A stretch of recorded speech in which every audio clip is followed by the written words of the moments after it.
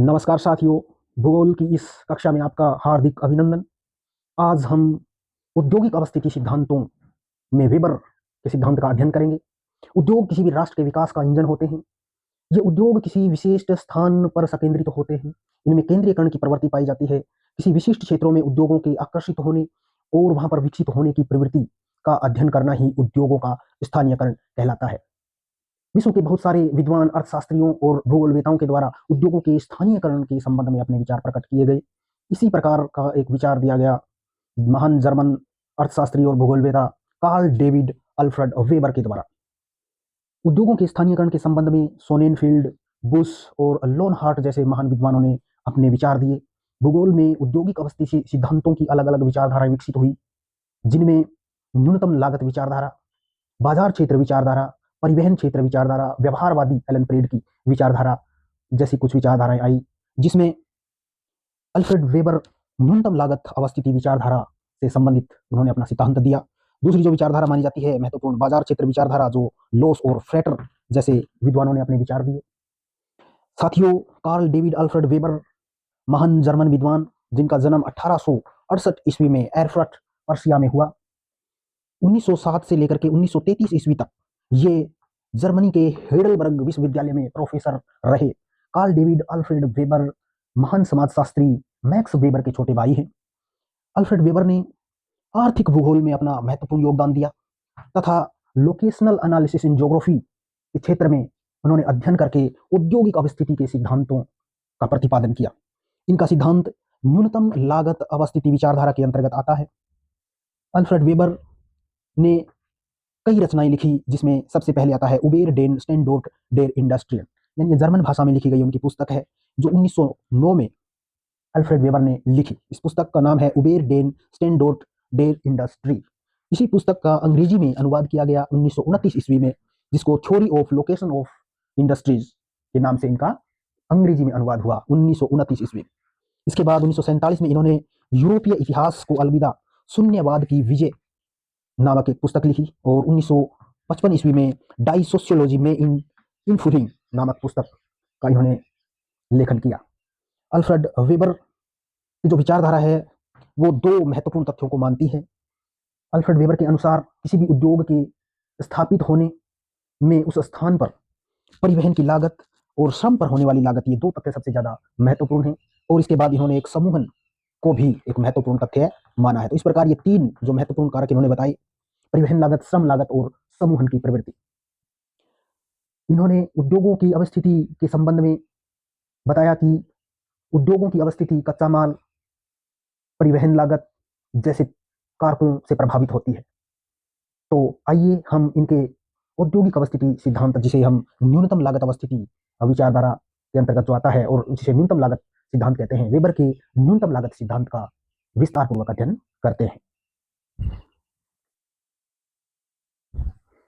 तो विद्यार्थियों, जैसा कि हमने पढ़ा कि औद्योगिक अवस्थिति के सिद्धांतों में कई प्रकार के स्कूल्स या विचारधाराएं आई, जिनमें न्यूनतम लागत विचारधारा, जिसमें अल्फ्रेड वेबर जिनके प्रणेता रहे। इसी प्रकार व्यवहारवादी विचारधारा एलन प्रेड से संबंधित रही। सीमांत अवस्थिति विचारधारा रास्ट्रोन से संबंधित रही और बाजार क्षेत्र विचारधारा फ्रेटर और लॉस के द्वारा विकसित की गई। तो न्यूनतम लागत विचारधारा के सशक्त हस्ताक्षर अल्फ्रेड वेबर ने 1909 ईस्वी में न्यूनतम लागत सिद्धांत का प्रतिपादन किया। इन्होंने अपनी पुस्तक बर्डन स्टेनडोर्फ डर इंडस्ट्रियल नामक पुस्तक में 1909 ईस्वी में जर्मन भाषा में अपना औद्योगिक अवस्थिति के सिद्धांत का विश्लेषण किया। इस पुस्तक को शिकागो विश्वविद्यालय के द्वारा 1929 में इंग्लिश में, अंग्रेजी में प्रकाशित किया गया और theory of location of industries का नाम दिया गया। तो औद्योगिक अवस्थिति का यह सिद्धांत है। इसमें उन्होंने लोनहार्ट के अल्पव्यय अवस्थिति सिद्धांत को ही आगे विकसित करने का प्रयास किया गया। इससे पहले लोनहार्ट ने किसी भी उद्योग के स्थापना में अल्पव्यय अवस्थिति का जो सिद्धांत दिया था, उसी को ही उन्होंने और आगे विकसित करने का प्रयास किया अल्फ्रेड वेबर। तो अल्फ्रेड वेबर ने सबसे पहले अपने सिद्धांत को स्पष्ट करते हुए कुछ पूर्वानुमान या अजम्पशंस व्यक्त किए। परीक्षा की दृष्टि से ये सभी 6 जो पॉइंट हैं वो बहुत ही महत्वपूर्ण है। हमें पता होना चाहिए कि कौन से 6 जो पूर्वानुमान थे जो अल्फ्रेड वेबर ने, उनका जो सिद्धांत है वो उनके ऊपर आधारित है। तो सबसे पहला है कि उन्होंने प्रदेश को एक स्वतंत्र इकाई माना। जिस भी जगह पर उद्योग की स्थापना की जाएगी वह प्रदेश स्वतंत्र है अपने आप में, वह एक इंडिपेंडेंट यूनिट है। और उस जगह की जलवायु समान है, उस जगह पर जो प्राकृतिक बनावट है, भौगोलिक बनावट है, उच्चावच है, वह समान है। वहां समजातीयता यानी समान जाति वाली जनसंख्या पाई जाती है, और समान तकनीकी कौशल है, यानी उस प्रदेश में जो तकनीकी कुशलता है वो भी एक समान है। अर्थात इस प्रकार के प्रदेश की उन्होंने एक कल्पना की जो एक विशिष्ट और स्वतंत्र इकाई है। दूसरा जो इनका पूर्वानुमान था वो ये था कि जो कच्चा माल का स्रोत है वो निश्चित है, यानी जिस स्थान पर उद्योग स्थापित हो गया उस उद्योग के लिए जो कच्चा माल आना है उस कच्चे माल का स्रोत है वो सुनिश्चित है, और उसके बारे में पूरी तरह से जानकारी भी है। इसके बाद में तीसरा इन्होंने जो पूर्वानुमान लिया वह था एक केंद्रीय बाजार, और जिस जगह हमने उद्योग स्थापित किया है उस जगह एक ही केंद्रीय बाजार है। ऐसा नहीं है कि बहुत सारे बाजार हैं और उससे उस उद्योग को प्रतिस्पर्धा करनी पड़ रही है, बल्कि इन्होंने कहा कि वहां एक ही केंद्रीय बाजार विकसित है। चौथा उनका पूर्वानुमान था कि एक समय में एक ही वस्तु के उत्पादन पर ध्यान दिया जाता है, यानी यह एक इस प्रकार का स्वतंत्र इकाई प्रदेश है जहां एक स्थान पर एक समय में एक ही प्रकार का प्रोडक्ट विकसित किया जाता है या बनाया जाता है। और पांचवा इनका पूर्वानुमान था श्रम निश्चित प्रदेशों में उपलब्ध है, यानी जो उद्योग के लिए हमें लेबर की आवश्यकता होगी वो भी कुछ निश्चित प्रदेशों में है और उसकी भी जानकारी है। और छठा और इनका महत्वपूर्ण जो पूर्वानुमान था वो था परिवहन जो जाल है वो समान है, पूरे प्रदेश में परिवहन का जाल समान रूप से बिछा हुआ है, और वह परिवहन जाल इन्होंने रेलवे को माना। ये प्रश्न भी कई बार पूछ लेते हैं कि उस समय रेलवे ही ज्यादा महत्वपूर्ण थी, तो 1909 में तो रेलवे को उन्होंने जो है वो परिवहन जाल माना कि रेलवे जो है वो उस औद्योगिक प्रदेश को समान रूप से सेवाएं प्रदान करती हैं, कच्चा माल लाने में और तैयार माल को उस प्रदेश में भेजने में रेलवे का या समान परिवहन जाल का विकास हुआ है। और परिवहन लागत भार व दूरी के अनुपात में बढ़ती है। ये बिंदु अच्छे से याद कर लेना होगा कि वेबर ने माना था कि जो परिवहन की लागत है वो उस वस्तु के भार और उस वस्तु को कितनी दूरी तक पहुंचाया जाना है या कच्चा माल कितनी दूरी से लाया जाना है उसके अनुपात में बढ़ती है, भार व दूरी के अनुपात में बढ़ती है। तो इसकी बाद में आलोचना भी की गई थी, क्योंकि जो लागत है परिवहन लागत उसमें वस्तु के भार और दूरी के अलावा कुछ और भी तथ्य शामिल होते हैं। तो ये इनकी 6 पूर्वानुमान थे, और इसके बाद वेबर ने 3 महत्वपूर्ण कारकों को बताया कि परिवहन लागत, श्रम लागत और समूहन की भी उद्योगों के विकास में महत्वपूर्ण भूमिका होती है। तो आइए जानते हैं इनका जो मूल सिद्धांत है वो क्या प्रकट करता है। वेबर के इस सिद्धांत के अनुसार जो न्यूनतम परिवहन लागत है वो सबसे महत्वपूर्ण तथ्य है।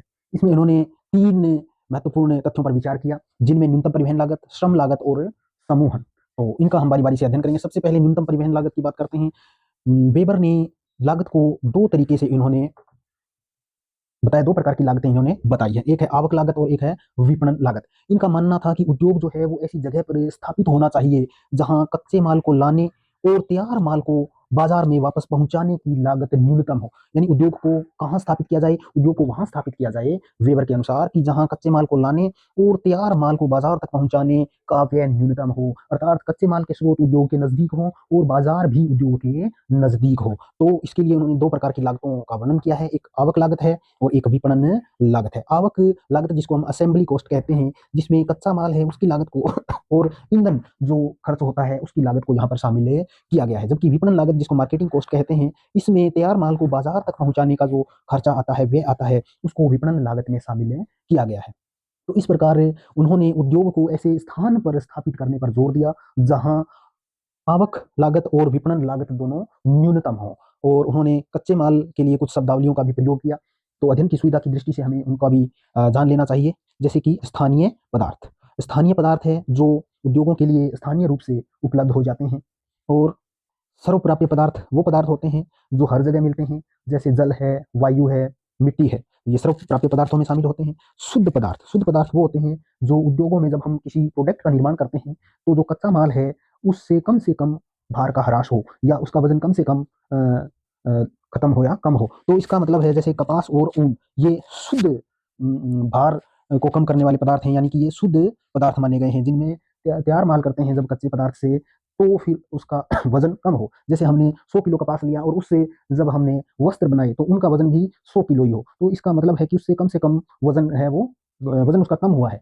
इसके अलावा दूसरा अगला पॉइंट इसका अशुद्ध पदार्थ होता है, जैसे कि लोहा और गन्ना। तो गन्ने से जब हम चीनी बनाते हैं तो इससे 40 से 50% जो उसका भार ह्रास है वो हो जाता है। ऐसी स्थिति में ऐसे पदार्थों को अशुद्ध पदार्थ माना गया।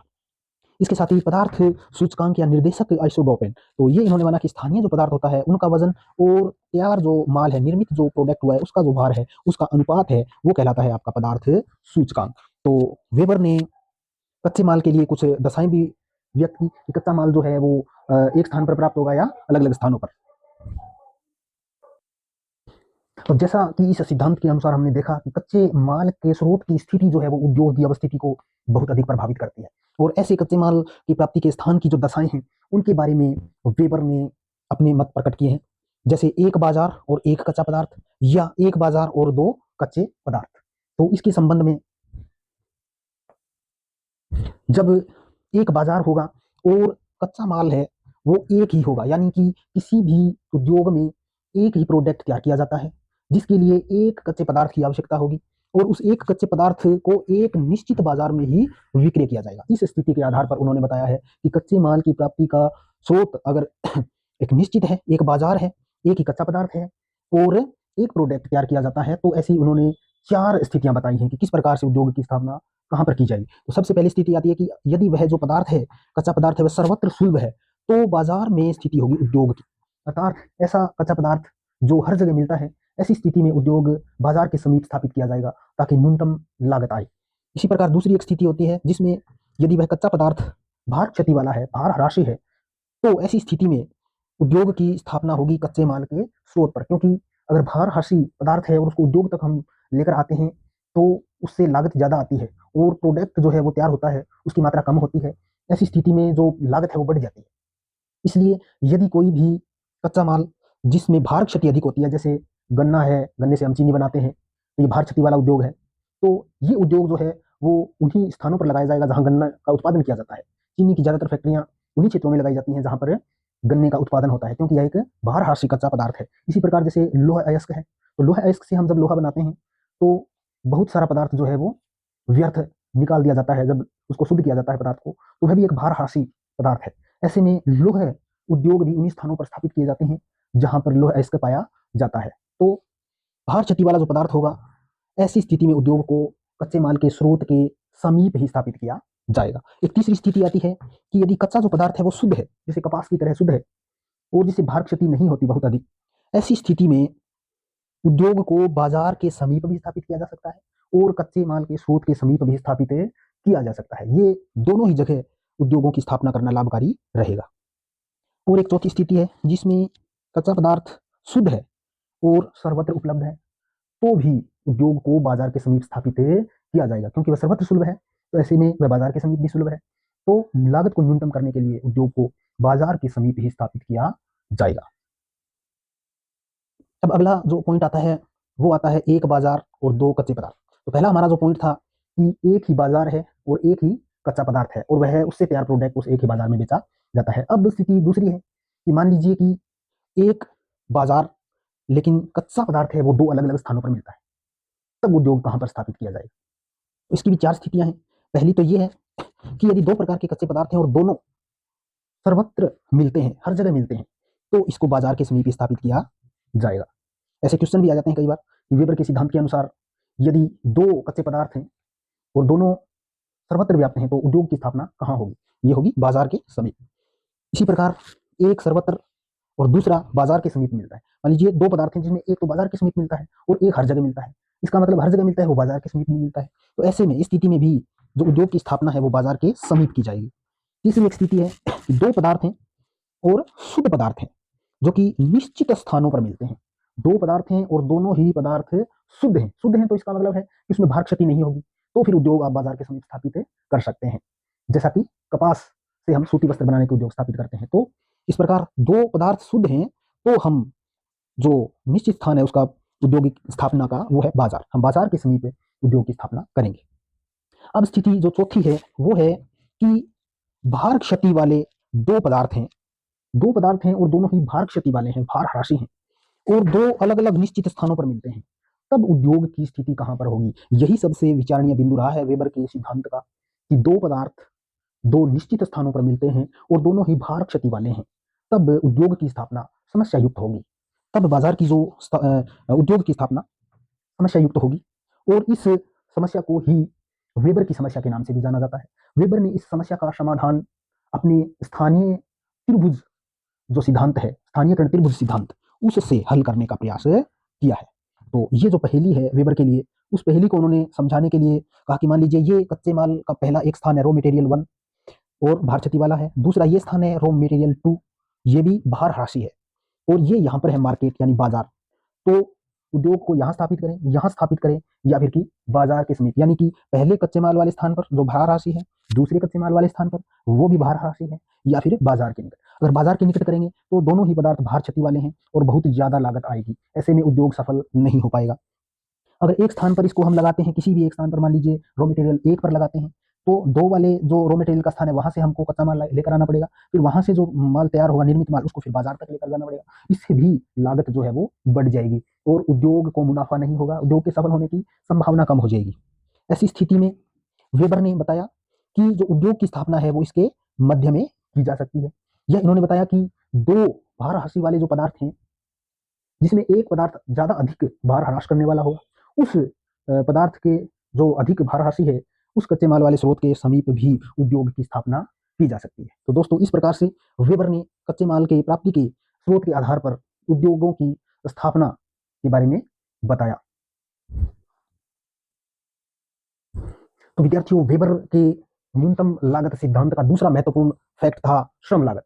पहला महत्वपूर्ण जो फैक्ट था वो था परिवहन लागत और दूसरा है श्रम लागत यानी लेबर कॉस्ट। इन्होंने ये बताया कि किसी भी उद्योग की स्थापना में परिवहन लागत महत्वपूर्ण भूमिका निभाती है। अगर कोई ऐसा स्थान जहां पर न्यूनतम परिवहन लागत आती है, वहां उद्योग को स्थापित किया जाना ही सफलता की गारंटी मानी जाती है। लेकिन फिर उन्होंने श्रम लागत के अंतर्गत ये बताया कि यदि श्रम लागत यानी लेबर कॉस्ट जो है वो परिवहन लागत यानी ट्रांसपोर्ट कॉस्ट की तुलना में कम है, यानी परिवहन से जो लागत आती है उसी प्रोडक्ट को उतनी ही मात्रा में तैयार करने में जो परिवहन लागत आती है, उसी प्रोडक्ट को उतनी मात्रा में तैयार करने में जो लेबर कॉस्ट या श्रम लागत आती है, वो श्रम लागत यदि कम है तो फिर वह श्रम लागत उस परिवहन लागत को पीछे धकेल देती है और श्रम लागत उस उद्योग का निर्धारक कारक बन जाती है। इस प्रकार वहां पर जो श्रम लागत है वो उस उद्योग को स्थापित करने का सबसे महत्वपूर्ण कारक बन जाती है और उद्योग को उसी स्थान पर स्थापित किया जाएगा जहां पर श्रम लागत सबसे कम होती है और उसने परिवहन लागत को भी प्रतिस्थापित कर दिया हो। तो श्रम लागत में इन्होंने 2 तरीके की लागत यहाँ पर बताई है। एक तो कि श्रम लागत निर्देशांक, यानी श्रम लागत का निर्देशांक क्या है? श्रम लागत में उत्पादित वस्तु है, जो भी प्रोडक्ट हम तैयार कर रहे हैं उस प्रोडक्ट का कुल भार कितना है और उस भार का भाग दिया जाता है श्रम लागत में, यानी उस प्रोडक्ट के कुल भार को तैयार करने में जितनी लेबर कॉस्ट आई है उसका भाग देकर के ज्ञात किया जाता है श्रम लागत निर्देशांक। तो लेबर कॉस्ट इंडिकेटर है। और इसी प्रकार दूसरा जो यहाँ पर इन्होंने बताया है वो है स्थानीयकरण भार। तो लोकेशनल जो वेट है, स्थानीयकरण भार है, इसमें उन्होंने बताया है कि उत्पादन की संपूर्ण प्रक्रिया में परिवहन के ऊपर जो व्यय होता है उसको कहते हैं स्थानीयकरण भार। ये तथ्य याद रखने योग्य है। स्थानीयकरण भार का मतलब यहाँ पर वो भार नहीं है, स्थानीयकरण भार का मतलब है परिवहन लागत, यानी कि कोई भी एक प्रोडक्ट हम तैयार करते हैं, उसकी एक इकाई तैयार करते हैं, तो ऐसे में उस इकाई को तैयार करने में जो कच्चा माल हम लेकर के आते हैं और फिर वो तैयार माल बाजार तक वापस लेकर के जाते हैं, उस दोनों ही प्रक्रियाओं का जो संपूर्ण परिवहन व्यय होता है वो कहा जाता है स्थानीयकरण भार। तो ये है। और यहाँ एक श्रम गुणांक है। श्रम गुणांक का मतलब होता है कि जो स्थानीयकरण भार है इसका अनुपात है किससे है? श्रम लागत से है। यानी कि जो परिवहन का पूरा भार है वो और जो पूरा श्रम का जो खर्चा हुआ है, व्यय हुआ है, लेबर कॉस्ट, तो ये एक प्रकार से लेबर कॉस्ट अनुपात ट्रांसपोर्ट कॉस्ट ही श्रम गुणांक कहलाता है। आइसोडेपेन वेबर की सिद्धांत का सबसे महत्वपूर्ण तथ्य भी माना जाता है। प्रश्नों में पूछा जाता है परीक्षाओं में कि आइसोडेपेन क्या है या आइसोडेपेन्स का प्रतिपादन किसने किया? तो वेबर ने आइसोडेपेन के बारे में बताया कि यह न्यूनतम परिवहन लागत रेखा है। जैसा कि कहा गया है इक्वल इन एक्सपेंस, यानी समान खर्च, तो यह समान परिवहन व्यय को दर्शाने वाली रेखा है आइसोडेपेन। आइसोडेपेन समान कुल व्यय के बिंदु पथ को मिलाने वाली रेखा है, अर्थात उद्योग और कच्चे माल का जो स्रोत है उनके बीच में जो समान परिवहन व्यय है उस बिंदु पथ को मिलाती है। ये मार्केट और उद्योग के जो बिंदु परिवहन बिंदु परिपथ है उसको मिलाने वाली रेखा है आइसोडेपेन। इसी प्रकार एक नाम इसको दिया गया है आइसोटिन। आइसोटिन जो है वो जो प्रत्येक पदार्थ है, चाहे वो रॉ मटेरियल हो या प्रिपेयर मटेरियल हो, यानी कच्चा पदार्थ हो या तैयार माल हो, इसको समान परिवहन व्यय को मिलाने वाली रेखा को आइसोटिन कहते हैं। तो वेबर ने आइसोडेपेन शब्द का प्रयोग इसमें किया है। आइसोडेपेन क्या है? देखिए यहाँ पर मान लीजिए कि ये एक मार्केट पॉइंट है और इसके चारों ओर सभी जो सेकेंडरी वर्त है ये समान परिवहन लागत रेखाएं हैं। और दूसरा जो ये पॉइंट है ये मान लीजिए कि सोर्स है रॉ मटेरियल का, और यहाँ से जो है वो समान परिवहन रेखाएं सेकेंडरी वर्तों के रूप में खींची गई है। और इस प्रकार जो ये मोटी रेखा है जो इन बिंदुओं को मिलाने वाली है, इसको हम आइसोडेपेन के नाम से जानते हैं, जो समान परिवहन लागत को प्रदर्शित करती है। वेबर ने अपने उद्योगों की स्थापना में तीसरा जो महत्वपूर्ण कारक माना है वो है समूहन या एग्लोमेरेशन। समूहन, उनका मानना है कि परिवहन लागत और जो श्रम लागत है उसकी तुलना में यदि समूहन से किसी उद्योग को अधिक बेनिफिट है, अधिक लाभ है, तो फिर उद्योग समूहन वाले स्थान पर ही स्थापित होगा। लेकिन समूहन होता क्या? समूहन का तात्पर्य होता है कि एक ही प्रकार के उद्योगों या विभिन्न प्रकार के उद्योगों का एक ही स्थान पर केंद्रित हो जाना, उसको समूहन या संकेंद्रण कहते हैं, जिसका लाभ परस्पर उद्योगों को आपस में मिलता है और उनकी लागत कम हो जाती है। तो इसकी तीन स्थितियां उन्होंने बताई है। एक तो उद्योग का विस्तार करने के लिए समूहन किया जाता है किसी भी उद्योग को, जैसे कि किसी कार फैक्ट्री है, जैसे टाटा फैक्ट्री है या मारुति है, उन्होंने एक ही स्थान पर अपनी फैक्ट्री लगाई और उससे जुड़े हुए और जो सब पार्टिकल्स हैं उनका उद्योग वहां पर लगाए, तो एक उद्योग का विस्तार करने के लिए समूहन किया गया। दूसरा, एक ही उद्योग के अनेक कारखाने वहां पर स्थापित कर दिए गए। एक ही उद्योग, जैसे कि हमें एक कोई प्रोडक्ट तैयार करना है और उससे संबंधित अन्य जो पार्टिकल उसके तैयार करने हैं, तो उससे संबंधित जो कारखाने वहां पर लगा दिए गए, या विभिन्न उद्योग वहां पर एक ही स्थान पर स्थापित कर दिए गए। तो इस प्रकार ये तीन तरह से समूहन किया जाता है। यहाँ पर दिया भी गया है कि जैसे ये तीन अलग अलग प्रकार के इंडस्ट्री यहाँ पर स्थापित किए गए हैं, लेकिन इसका जो ये क्षेत्र है, जो इसका प्रभाव क्षेत्र है, ये सबसे अधिक लाभ प्राप्त करता है। तो यहाँ उद्योग की स्थापना जो है वो परिवहन लागत और श्रम लागत को भी प्रतिस्थापित करके समूहन लागत के कारण यहाँ पर भी उद्योग की स्थापना की जा सकती है। तो विद्यार्थियों, इस प्रकार वेबर ने एक बहुत ही अच्छा सिद्धांत दिया जो कि सैद्धांतिक अधिक है, इस कारण इसकी आलोचना भी की गई। इसकी बहुत सारी आलोचना है, जिसमें सबसे पहली आलोचना की गई थी इसकी परिवहन व्यय को लेकर के। इन्होंने कहा था कि परिवहन व्यय भार और दूरी के अनुपात में बढ़ता है, जबकि ऐसा नहीं होता है। परिवहन व्यय, कई बार परिवहन व्यय जो है वो जो वस्तु है, प्रोडक्ट है, उसकी क्वालिटी जो है उसके अनुसार भी वृद्धि होती है। तो परिवहन व्यय भार और दूरी के अनुपात में नहीं बढ़ता है। साथ ही परिवहन व्यय समान नहीं होता है सब जगह, परिवहन व्यय में अंतर पाया जाता है। दूसरा, इन्होंने श्रम गतिशीलता की उपेक्षा की थी। वेबर ने श्रम की जो उपलब्धता है वो निश्चित स्थान पर बताई थी। शुरू में जब हमने पूर्वानुमान पढ़े थे, तो श्रम की उन्होंने गतिशीलता की उपेक्षा की थी। तो ये है कि श्रम जो लेबर है वो एक स्थान से दूसरे स्थान पर जा सकता है। जैसे हम देखते भी हैं कि हमारे उत्तर प्रदेश और बिहार से जो श्रमिक हैं वो महाराष्ट्र और दक्षिण भारत के जो औद्योगिक क्षेत्र है वहां पर काम करते हैं। तो श्रम की गतिशीलता को उन्होंने नजरअंदाज किया है अपने इस सिद्धांत में। तो यह भी इसकी एक आलोचना की जाती है। तीसरी आलोचना है कि वैज्ञानिक प्रबंधन प्रणाली और तकनीक जो है वो इन सभी से महत्वपूर्ण है। जो परिवहन लागत, श्रम लागत और समूहन से भी अधिक महत्वपूर्ण है। वैज्ञानिक प्रबंधन अगर किसी उद्योग का हो और अधिक आधुनिक जो तकनीकी मशीनें आ गई हैं वो ज्यादा इफेक्ट करती हैं उद्योग की स्थापना को। फिर आता है कि जो परिवहन प्रणाली है इसमें सुधार आ गया है वर्तमान में, क्योंकि जब वेबर ने सिद्धांत का प्रतिपादन किया था तब रेलवे ही ज्यादा महत्वपूर्ण था, लेकिन आजकल रेलवे के अलावा ट्रांसपोर्ट के और बहुत सारे साधन हैं, जैसे कि ट्रक हैं, हमारे जो शिप हैं, और हवाई जहाज से भी ट्रांसपोर्ट किया जाता है। तो परिवहन प्रणाली में भी सुधार हो गया है। और एक महत्वपूर्ण तथ्य, जो राजनीति है, किसी भी देश की औद्योगिक जो नीति होती है, पॉलिसी होती है, वो भी उद्योगों की स्थापना को बहुत प्रभावित करती है। जैसे कि आजकल हम देखते हैं, जैसे राइजिंग राजस्थान जैसा एक कार्यक्रम है, ऐसे प्रत्येक राज्य अपना औद्योगिक विकास के लिए इस प्रकार के समिट आयोजित करता है। और राजनीति जो है वो भी उद्योगों की स्थापना को प्रभावित करती है। उद्योगपतियों को किसी भी राज्य की या देश की नीतियां हैं वो बहुत ज्यादा आकर्षित करती हैं उद्योग स्थापित करने के लिए। तो ये भी महत्वपूर्ण होता है। भारत के ही जो एक विद्वान थे प्रकाश राव, इन्होंने कहा कि उद्योग की स्थापना में भौगोलिक कारकों का बहुत बड़ा महत्व होता है, जो कि वेबर ने जो है वो नजरअंदाज किया। लेकिन जो भी हो, 1909 में उन्होंने जिस प्रकार से जर्मन भाषा में अपना औद्योगिक अवस्थिति का सिद्धांत दिया था वो निस्संदेह अद्भुत था। और वेबर इस सिद्धांत के लिए हमेशा भूगोल जगत में याद किए जाते रहेंगे। धन्यवाद।